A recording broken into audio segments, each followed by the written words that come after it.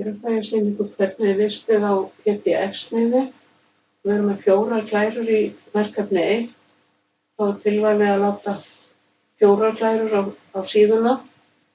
Þá fer ég hér í File og Export og haka hérna við Create PDF, Export og þá fæ ég upp þessa varmynd hér. Til verkefni 1 á PDF-sniði og ég ætla að opna skjalið þegar ég er búin að velja PDF-sniði, en ég fer hér í Options til að velja hvernig ég vil að þetta koma á síðuna.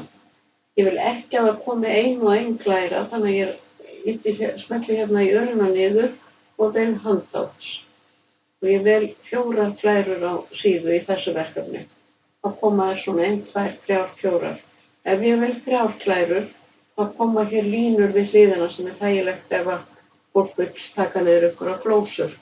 En ég vel 4 og ég haka hér við Frame Slides því að það er svo ljós bakgrunnurinn að það myndi bara renna út á hvíta blaðið hérna glæran, en í staðinn fyrir, þið sjáu það betur þegar ég smelli hérna á OK.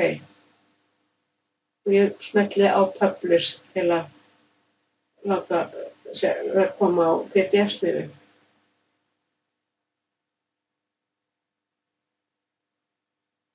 Þá kemur hérna nafn, áfangi, skóli, dagsetningin, verkefni 1 í PowerPoint og síða 1.